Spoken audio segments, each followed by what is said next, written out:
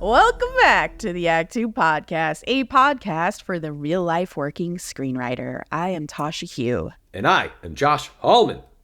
Oh, bringing the energy. Okay. As a reminder, Act Two is a network and support group for the everyday working screenwriter, of which this podcast is just one of our many initiatives. So thank you for joining us here.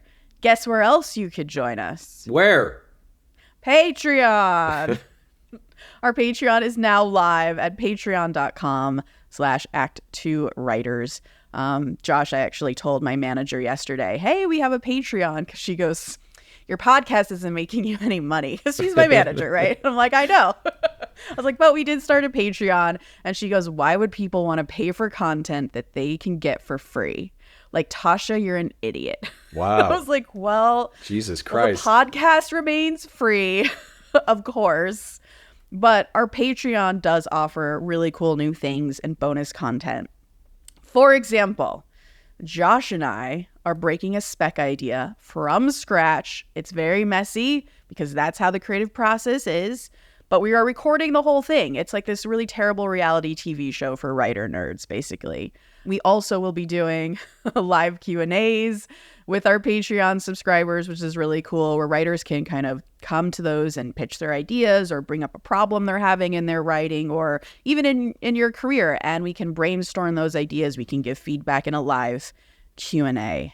While you were talking, I was thinking about our text messaging yesterday, and there was some lost in translation where I thought you were killing the podcast. And we were like, yeah. I was like, wait, what? And then I was like, are we done now? And then there was back and forth. I was like, I don't want to be done. You're like, I don't want to be done either.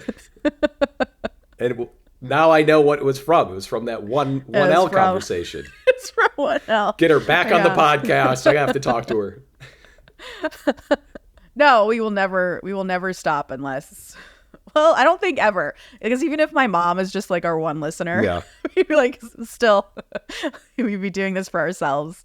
Here's what I think is very important to know about, I think both you and I, Tasha, if people don't know this, and I'm just saying this, I think you and I are both, I don't want to say stubborn, but I think it's one of those things where I know you're a very hard worker, and I think we share a similar mentality of like, we are going to go until there is no possible way to go any longer. Yes. And I don't think that's just for a podcast. I think it might translate to all life things.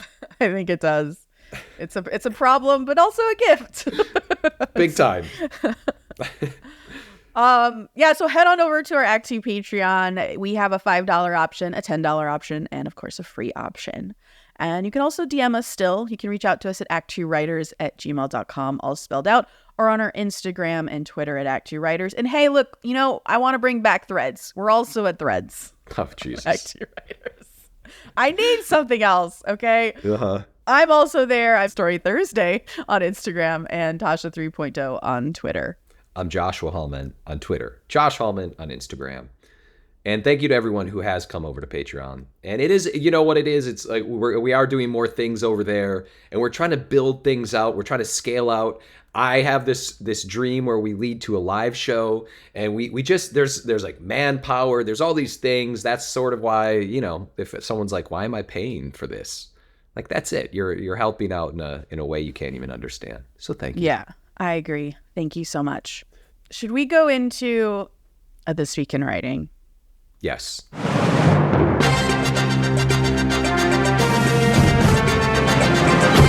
This Week in Writing. I watched 8 Harry Potter films over the course of 3 days. Yes! I wasn't really feeling great. I was under the weather. I needed something to do. And I was with my daughter, and we just watched it. We got through all of them. And I have some thoughts. I'm not going to do a complete deep dive into Harry Potter, which I would happily do, by the way. But we need a whole episode about this. Oh my gosh. Here's what was really interesting about the Harry Potter films. As I got to like 6, I was like, these sort of resemble Mission Impossible movies.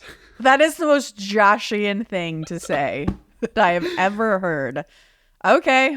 So there's the setup there. There's obviously this problem that, oh, okay, there's like a Half-Blood Prince, or there's always like the beginning, there's the setup of it's leading to some kind of answer, or they're looking for the Chamber of Secrets, or it's always leading to something very similar to, hey, we need to stop like a nuclear bomb. So it's always leading to something. The gang gets together, and then there's new magic that's introduced that kind of plays out throughout like the second act, which are the equivalent to like these gadgets that are in Mission Impossible. There was this one thing where they were listening to somebody in Harry Potter. They dropped this ear from like the third story of something, and the ear's listening. And there's always like this introduction into the world of these new kind of what I would call, little gadget, these little magical elements. And then the movie kind of plays out. There's this subplot, but it's always leading to the like finding of the Chamber of Secrets. Something like that. My point being is I felt like I was like, oh, this is like the team gets together. The team has to solve a problem. The team uses gadgets to do this. And then there's kind of problems along the way. So all I'm saying, that might not have made as much sense in my brain as it did. It made perfect sense. Yeah. That's super interesting. I didn't think it wasn't as complex as I thought. But the world building in Harry Potter is like second to none. It's amazing. Incredible. It's the best. So this brings me to my one last Harry Potter thing. If you are a writer and you're building some world, I would highly suggest, I'm sure everyone's done this, but Harry freaking Potter. It's the little things. Like you're just walking through the hall of Hogwarts and snow's just kind of there. They don't even like call attention to it. It's just snowing. No. Yeah. It's just in like the corner. Or it's the best. It's so subtle and so perfect. It's the best. It is such a good example of how to use worlds if you're world building as well, like you're saying, because I don't think, this is my philosophy, and it clearly works because it's Harry Potter's philosophy as well, that if you shine a light on the world, that doesn't make it more exciting. It actually makes it feel cheaper, makes it feel more unrealistic. Weirdly, it just does. So when it's in the background, when it's every day for the people who live in this world, then it feels more real. We all have, like, that's one thing about Harry Potter that I think, like, everyone who's a fan of it shares, is this feeling like maybe it's real. It feels so tangible that, like, we all talk about, like, oh, when are we going to get our letter? It's just like this, it's all this joke that we all share because it feels so real. And it feels so real because people walk through snow inside a building and it doesn't faze them because that's just every day for them. And that, I think, is the better world building. Can I ask you a writing question about this? Please, can we just make this a Harry Potter episode? So in execution, as someone who is great at world building, do you write this as like almost a passive thing? For instance, Harry walks through the hallway, snow's falling. Like, is there any, like, how do you write that? Do you call attention to it, or is it just something that's kind of passive in the description? I think it's passive in the description. You want it to feel like it feels in the and I think even in reading it, you're like, wait, there's snow in here? Like, that's so cool that it's just like, it's just a thing. It's just like the way that you would describe any room in a Mission Impossible movie that's in our real world. Like, there's just snow. And I think that's part of the cool part of the read. That's the other thing. Like, that's the perfect correlation. When you walk into a room in Mission Impossible, there's this crazy tech that's not called to attention. It's just that's there. True. Yeah. Okay. Wow. Mission Impossible, Harry Potter. I'm so into it. Closer than we think. All right. I have a spec check. Yes. Spec check. Spec check. So I was talking to my goal buddy, Steve Desmond, and I said, man, Steve, I'm having so much trouble finishing this damn spec, and I don't know why. And he's like, well, Tasha, remember that time you finished your short story because you blocked out an entire day to do it?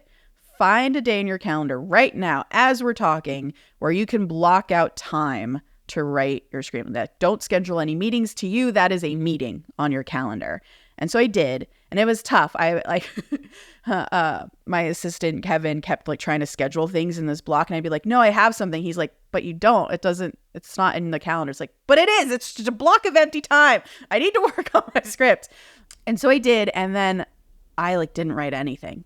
Josh, I didn't write anything. I was just texting you about how much I hated it. That's how I used that block of time. I was so bored in writing it. And this is like a pattern with me. I feel like I I get really excited initially, and then I find just boredom after a while. And like and the problem for this particular screenplay is I love moments of it. I love the first act. I actually really, really like. It can be better and better finessed, but like overall, like that story really excites me. But once we hit act 2 and then where it's building to act 3 is so boring to me, I don't care about it. And if I don't care about it, nobody's going to care about it. And so I feel like something inherently has to change about the story I am telling for me to get excited about it again. So I'm in this crazy place where I don't know, should I abandon it entirely because I have a lot of stuff written? Or do I try and repurpose it to get me excited, like to go back to the heart of what I loved about it and really do some digging and try and power through? Because another problem I have is like you and I came up with an idea that I wanted to write that got me really excited. I think we were both excited about it because we just started texting about it. Yeah. And I'm like, do I just pivot and do that? But then is that just another danger trap? Because I'll pivot and do that and then I'll get bored with that. Yeah. And just like copy paste this problem. So I don't know. This is where I'm at. If you have advice, I will take it. But I don't know. First of all, I think this is probably one of the most common problems with writing specs.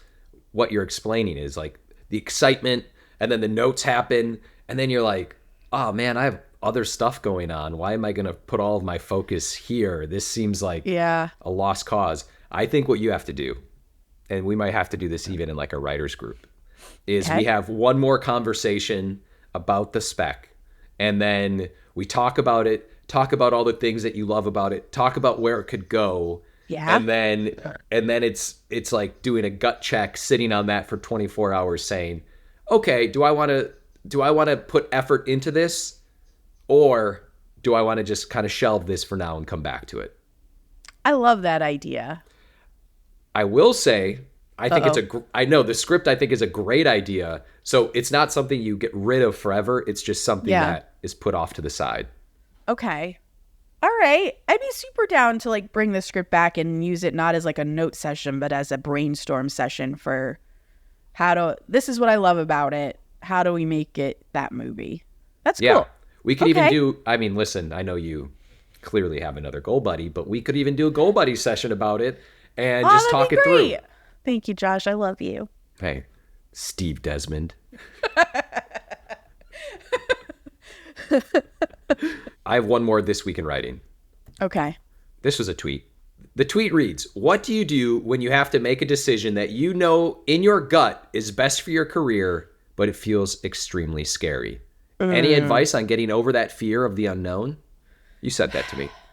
I sent that to you because I feel this tweet so hard because I've had so many moments in my career where I was terrified. And I'd be curious what you do in these situations. I don't know. Like, I actually feel like you don't get terrified. That just may be this persona you put out, but I feel like you're never scared of any decision. For me, I freak out privately. I usually will go have dinner with my best friend, who is extremely rational and practical. So she will give me like an emotionless answer of what I could do. And that helps me like filter out, because I'm very emotional when it comes to these like fear points in career decisions. And so if I have someone spitting back to me, like pitching back to me the scenario without the emotions in it, that becomes very helpful. I also now have Paul, my husband, who I can go to and like talk things through with. And that's very helpful to just have someone who's willing to listen to you for like an hour or however long it takes for you to just spill out everything that you feel about this scenario. And I usually do a pros and a cons and all of that. And then they can help walk you through the reality of the situation. Again, shedding the emotions of it and getting to the heart of what's good and bad for you. And that's what I tend to do. And I also find, as the last thing I'll say about it, is that if something scares me, it's usually the thing I need to do, because I'm scared of it because it's completely uncomfortable to me. It's a growing opportunity. It's something that it's completely outside of my comfort zone. And that's where I will grow and become better. So I usually gravitate towards the things that scare me, even though they fucking scare me. I love it. Yeah. I'm getting like scared now, just anxious now, just thinking about these moments in my life. I mean, listen, I think it's awesome when stuff like this happens where you're like, oh man, something's about to freak me out. Those are the best things. You just got to dive in and see what happens. Do you just do it? Do you just like, you're like, oh, I'm scared, I'm going to dive in. Like there's no like, like me, like elongated thought process. You're just like, oh, fear? Yeah, dive. Well, I like this, that like going back to the tweet, there's a little bit of a gut check of being like, am I going to die doing this? And if the answer is no, it's like, let's go, buckle up, because why not? I tend to say yes to a lot of things, or at least try to do things, and I test it out for myself. Yeah. You just gotta test the water. Do you always feel rewarded afterwards, kind of no matter what happens? Or have you done this and been like, fuck, I regret everything? I've done things where I've been like, why did I commit to this? But I committed to it, so I'm going to see it through. But more times than not, it's always that learning experience. And man, it's so cheesy, but you do come away with so much more knowledge when you do these kind of things that are so far out of your comfort zone. And you're like, I'm going to give it a shot. Let's just see what happens. I know I can do this. I'm going to figure this out. Let's go. Yeah. You just figure it out. You figure it out. That's the beauty of just being a person. You just figure stuff out. So jump in and do it. I agree. I love it. In some ways, it's related to our topic, I feel like. To transition. What a perfect transition.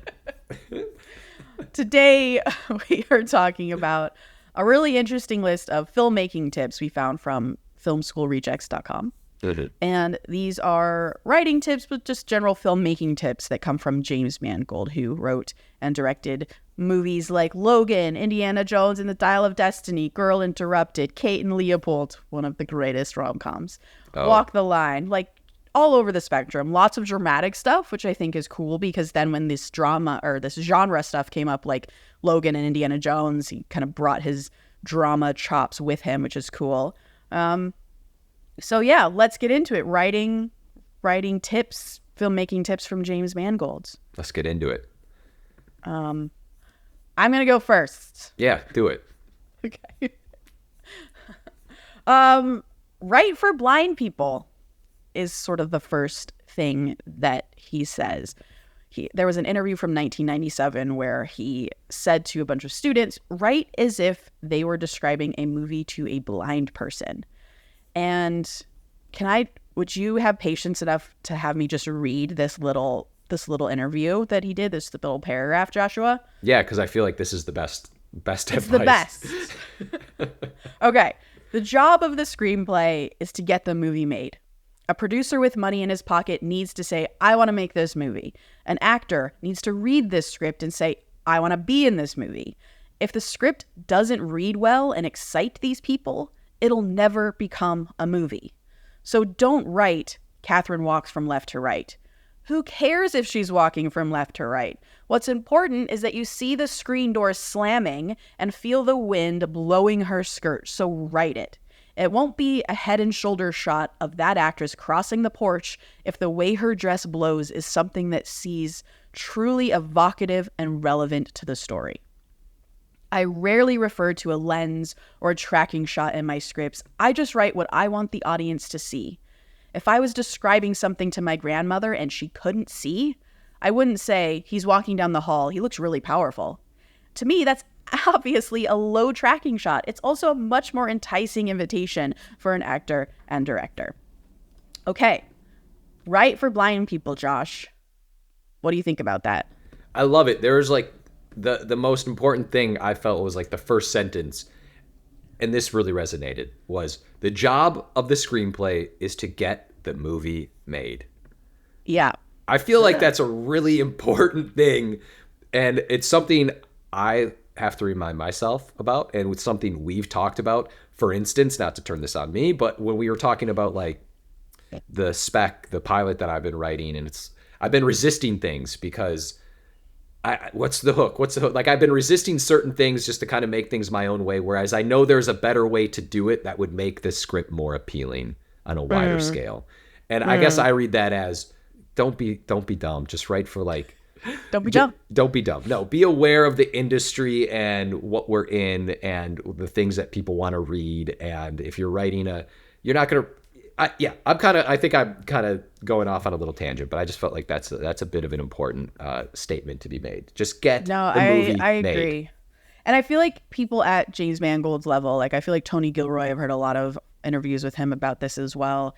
They're really good writers that manage to be auteurs in a way. Like their work is really solid. It's really good. But it doesn't then mean they sacrifice the marketing aspect of things, right? And I think what's interesting about like the writing part of Write for Blind People, like to me the key phrase was I write what I want the audience to see. And you may think, well, he's a director, right? He can do that. He's going to direct it. But like he says in that little paragraph, I don't write about tracking shots or whatever the shot that I know I'm going to use. I don't write that.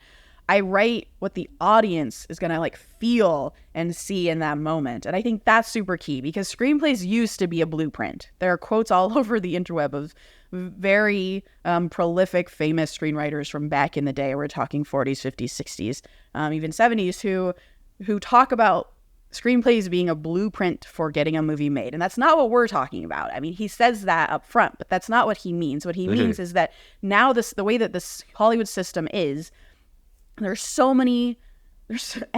like so much content out there. There are so many more writers than there used to be. It's not just like the studio writers at the studio writing. Like every Joe Schmo is writing scripts and trying to sell them. So there's just more competition out there and you have to sort of set yourself apart from them. But also there's a lot more ways for movies to get made than there used to be. And so this aspect of really exciting the reader, whether it's going to be the actor you're attaching or the producer or the financier who's going to invest money and time into it, you have to write like a really good novel. That's almost how it feels. Like it has to read less like a blueprint, which is what they're still teaching in schools, which I don't understand, and more with voice, more like you would write prose. And that's not to say you're writing long swaths of action description. That's where writing a screenplay and learning the art of screenplay writing is going to be different. I came up in prose. I came up thinking I was going to write novels and short stories for the rest of my life. And when I started writing screenplays, it was a huge learning curve for me. That was one of those things that was like a fear moment.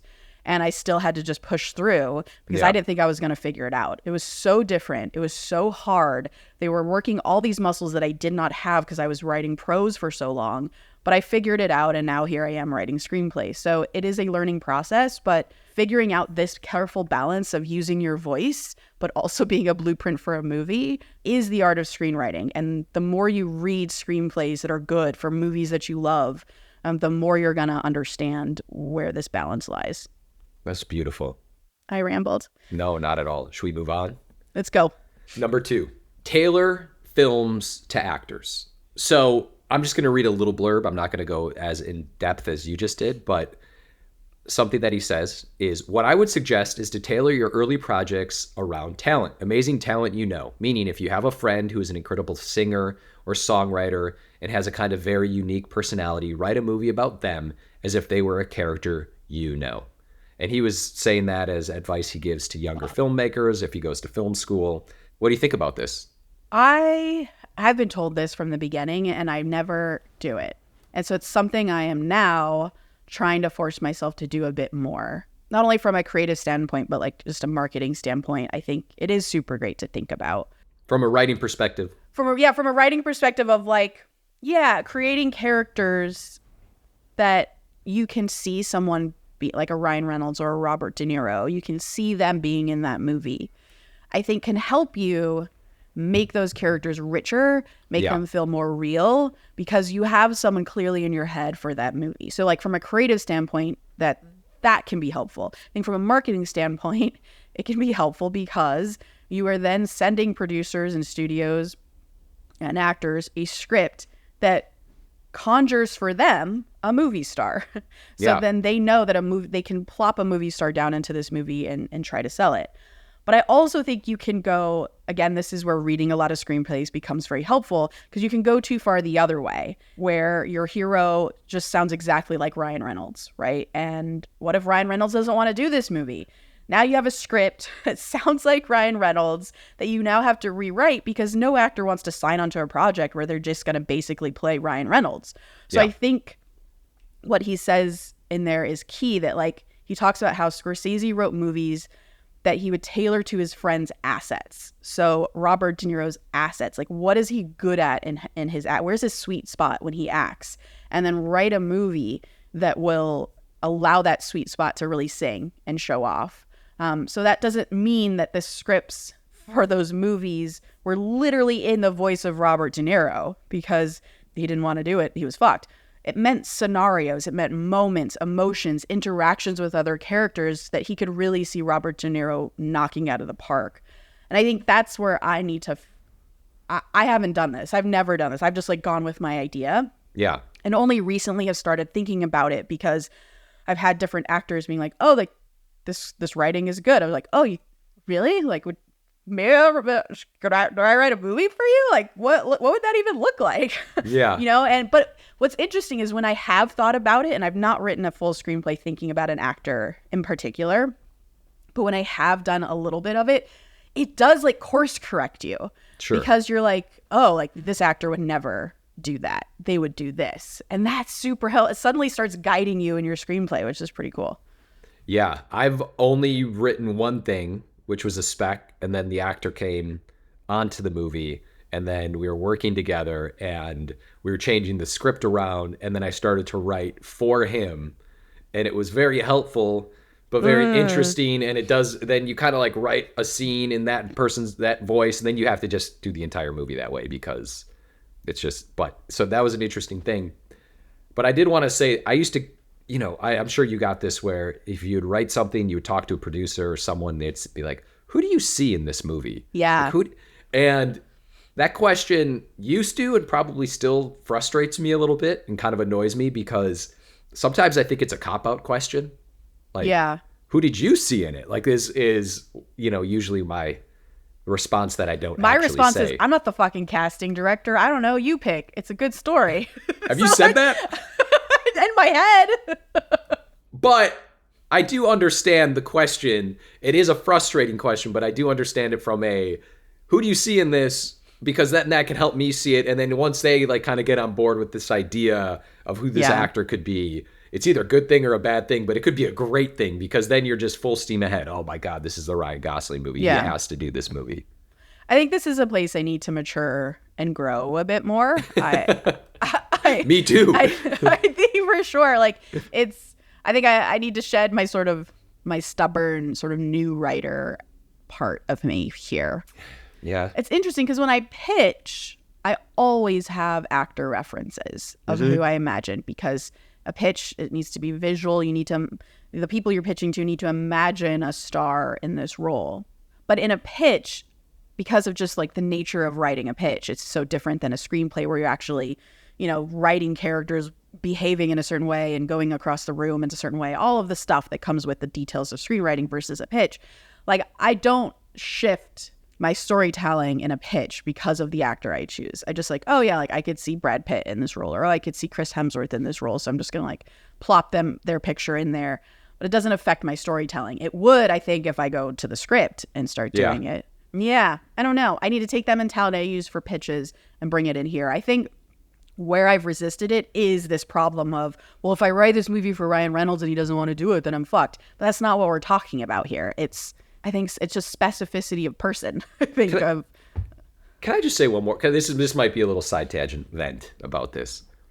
As someone who has a wife who's a casting director, I have asked her. Okay, so let's say you're pitching something, and you'd be like, imagine Timothée Chalamet. You're like, the thing is, he's like 0.1% chance he's available or can be. That will come on to this movie, right? So I've been in scenarios where I've talked to my wife and I've been like, who's like the next person coming up that are in these upcoming movies that are going to blow up? And she'll tell me, and then I will use those actors in a pitch or if I'm talking to somebody and no one knows who those actors are. And it's one of those things where it's like, but wait, that person's on the up and up. Like but it's weird because you have to use a known commodity. You just have to. Yeah. Even though they're not going to do the movie. Probably. Yes, when you pitch, for sure. It's just so frustrating. Yeah. But I think when you write, you can use those people. I've done that before. I've talked to people and I've said who I thought was in, like, oh, who do you picture in this? And I'm like, Henry Golding. That's a very bad example because people know who he is. But at a time, people didn't know who he was, and so it's you just have to say who people know. You just be like, who's in Euphoria? Use that person. Okay. Right. Anyway. Okay. That's my vent. It's done. Cool. I love it. It's a complicated one. Okay. Don't take the pros for granted. I love this one. So Mangold, in a 2007 interview on Charlie Rose, talks about his experience on 3:10 to Yuma, where he had Russell Crowe and he had Christian Bale. And he just gets into it's a pretty fun story. Check out the link that we're going to put in the post.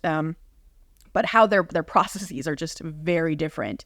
And he gets into how a professional actor is someone who you think like they're going to be super rigid, like this is my process and don't fuck with it. But really, like if they're professional and they're really good at getting into the heart of who their character is, you can throw curveballs at them and they will adapt because they know the character so well. And I've definitely found that in my own stuff with actors who, come on for animation, voice actors. We'll brainstorm stuff the character might say or do in that given situation. It's not just like stick to the script or stick to their version or whatever. And I think that's very interesting. I think practically for screenwriting, this is not really screenwriting. It's more of a production directing thing. But I think it's great to sort of not be, and this is something I had to face, talking about again, that fear that you just get over, is when an actor comes in and it's a known actor, it's someone that you really respect. You sort of feel like, oh, I'm going to step back. I'm going to let you do your thing. You just be you, because I hired you to be this amazing person that you are. But guess what? Even actors need directing. They need, even the best actors need someone to talk about their character with. And you need to know your characters inside and out. You need to know the scenarios inside and out. I've definitely had actors come in and be like, why is he saying this? And you have to know why he's saying that. Or realize you don't know why he's saying that. So let's talk about what he would say instead. Make it up. These are all, right. So these are all things like I think that he's kind of saying in this part, which is, again, more filmmaking, production, directing. But it's great. Yeah. The next one. Treat child actors the same as any other actors. This is obviously something that I feel like is more geared towards being a director, but it's worth talking about. And he references his time working on Logan and how there was a new 11-year-old girl who was up and coming, and she was this relatively, unknown actress. She comes in and Mangold basically just, I think he kind of goes into talking about treating the child actor the same way you treat an adult actor, obviously. Not on like, you're not like swearing at this young child, but it's just giving the same respect and speaking to them on an emotional level, because I think that would resonate with the child in ways that I think an adult might not really quite understand. Kids are freaking smart. Yeah. But here's how I'm going to correlate this to writing, Tasha. Get it. I was thinking about writing kids in scripts, which it can be really difficult to do. Even as someone who has a kid, it can be difficult to do, because you don't know how smart a child could be, and you don't know their background, there's all these elements. And I tend to err on the side of like writing the child as very smart, because I feel like that's probably more realistic than if you're writing like a 10-year-old who's just kind of like oblivious to the world. Right. Treat your characters the same way you treat them as adults. Yeah. Interesting. Kid characters. Have you worked with child actors? Yes, very minimally. Did you leave the room and just say, figure it out yourself? Be better. That was your take? My experience so far has been they're all so sweet and so excited to be there, and they just have like such a fun time. It's like a game to them, which is really cute. And same exactly what James Mangold said, which is that they respond to emotion. So like you just say, you're really sad here because your best friend is in danger and you want to try and save them, but you can't. And so they kind of funnel that. And then you just sort of make adjustments to that as you go. Yeah, I mean, you know me and kids. I have none. You're great with Don't them. want them. I only love Josh's child. Oh, Paul's making you say that, but anyway, moving on. I love Amelia. Okay. Work with people who know more than you. I love this one. Yeah, me so, too. In a 2007 interview, he talked about how it's important to work with people who are experienced in a certain aspect of whatever your film is about. You know, the best collaborators for your project are going to be people who are familiar with that subject matter or that genre or the kind of film production you're going to be doing. So I like this small story tangent that illustrates this idea. When I worked at Universal, we were making a movie with a first-time feature director. And he had done commercials and I think was considered kind of a genius in the commercial world. And so he came in with a certain swagger, a certain confidence, which felt rightly so. But once it came to hiring his crew and working with them on set, it became quickly clear that that confidence was actually ego. And Universal being Universal, and this was a big budget movie, was able to hire some really great people to be on his team, some Oscar-nominated, Oscar-winning people, from production designers, cinematographers, editors, etc. Just this really stellar out-of-the-world team. But when my boss visited set, she found that he wasn't listening to any of them.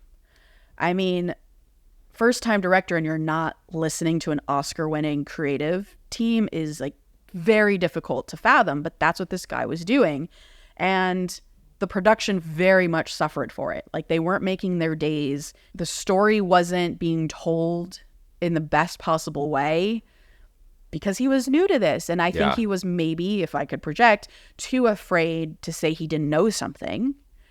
Particularly maybe in the face of people who were more experienced than him that maybe intimidated him, and he didn't want to feel intimidated or seem intimidated, and so he pretended like he knew more than he did.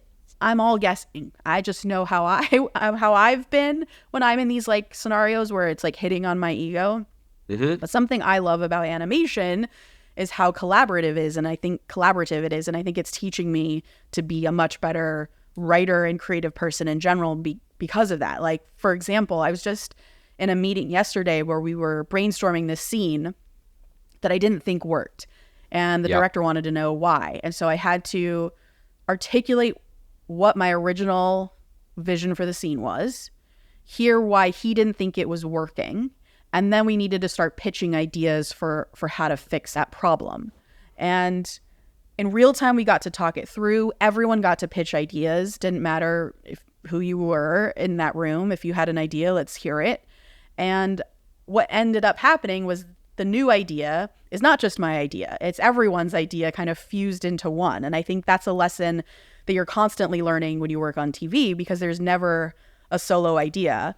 Like when Witcher Blood Origin came out, I remember being like, oh, like that's my idea. Like I did that. And then thinking, that's actually bullshit because even if technically cut and paste, like that was my pitch, that probably came out of like 30 minutes to an hour of discussion that was already happening that even helped me like come up with that idea to begin with. So filmmaking is collaborative. It just is. That's honestly what's so fun about it. Josh and I are always talking about like how collaboration excites us. And we all know we have egos of our own. So if we could do it, anyone could do it. No, so I for think sure. that what this is like surround yourselves with brilliant people. Don't be afraid of it. I know when I first started show running Tomb Raider, I was so afraid that everyone was more experienced than I was and they were going to overshadow me. And I knew that I'm a very shy person by nature. And I was afraid I was going to let them all sort of control the show. And I was going to be too afraid to speak up. And I think this is a skill you need to work actively on. It's something I had to actively work on every time I was in a meeting where I had to learn to be brave and speak up and not be afraid to look stupid. That was a huge one. I think if you're afraid to look stupid, you're going to stagnate immediately. I had to ask stupid questions because I just didn't know the answers to them as a first-time showrunner. And then I think B, if your vision is strong enough, if you know this world and you know these characters inside and out, I think you can let go of having so much creative control. Because if someone more experienced than you has a bad idea, you know it's a bad idea. You know that like, that's interesting, but I'm not going to go with that because I don't think it is. But if someone has a good idea, that's only going to bolster your vision and make it better because, again, you know what it's going to be and they're just going to service that vision. So I love this topic. I feel like it could be a whole topic. I do too. Episode on just this topic. Listen, that's perfectly said. The only thing I'm just adding into this because I agree with everything you said, but I think the people that I have been around who are like the best at what they do are the people who are always open to any idea and usually do surround themselves with really amazing people where you're like, holy cow, that writer's working with that producer, that director's attached, and you have this person, and they're always listening to other people and maybe not taking the idea, but at least actually thinking about what the person said and that's interesting and kind of playing out how it works. And you said it perfectly, but yeah, that's I think more times than not, like the people who are great at something are always surrounded by great people. I agree. And I think if your instinct is to have less brilliant people around you because you're afraid of your vision or you're afraid of being challenged or whatever that fear is, if you feel that instinct coming up, know that is coming from your place of fear, and everything will actually be better if you go the opposite. Damn. The theme of this entire podcast is fear. And I love it. All right. Number 6, going out with a bang doesn't have to mean explosions. I'm so glad you have this one. Yeah, because he's wrong. I'm just kidding. I love it. Mangold, in this interview he had with the Daily Deed, talks about his time working on Logan, and Logan was an emotional bang. And basically what he said, I'm just going to read a little bit of this. He said, well, we wanted to go out with a bang, but the thing is, like I said, once cities and planets have been destroyed, you have to find and earn your bang, as opposed to just get louder. He goes on to say a few other things, but I think that's really important because what he talks about and what they're touching on is really hitting that character moment at the end that resonates, as opposed to just blowing up cities, having some, stop some ticking time bomb, which I love to do. But if you can somehow hit that emotional chord with your characters, is so much more impactful than that explosion. There is no question about it. And this is someone who writes those explosions. Nothing else to add. I agree. It's hard to do, figuring out how to wrap all that stuff up. But because I think you want to cheat and you want to just do the big bang because that feels easier. Finding the emotional bang is a lot. Yeah. By the way, I've written things where the stakes are like, the world will end if this doesn't get solved. And multiple people have read it and been like, it just doesn't feel like the stakes are good enough here. And you're like, okay, this is a character problem. Yeah. So I think honestly, it's somewhat connected to the world building stuff we were talking about with Harry Potter, weirdly, and like I started thinking about Superman and how like the entire city just falls over basically in that movie, and like I don't care. Yeah. Which, like, holy cow, you can't care about an entire because the emotions aren't there. So it's similar, like I don't care if you highlight snow falling down from the ceiling, like that doesn't matter if there's not character stuff going on in the world that makes me care that there's even a room with snow falling in it. So character. Okay. Quote of the day. The way I write is very much without kind of a goal. I have something I'm interested in, and then I decide I'm going to explore it. I don't know where the characters are going. I don't know what the screenplay is going to do. For me, that's the way to keep it alive. Charlie Kaufman. Please remember to rate and subscribe. Follow us at ActTwoWriters for more awesome writing stuff. You can follow me, Tasha, at Story Thursday on Instagram or on Twitter at Tasha 3.0. I'm Joshua Hallman on Twitter, Josh Hallman on Instagram. And don't forget to check out our Patreon at patreon.com/ActTwoWriters. And as always, the Act Two podcast is a production of Act Two, a network and support group for the everyday working screenwriter. This episode was edited by Paul Lundquist.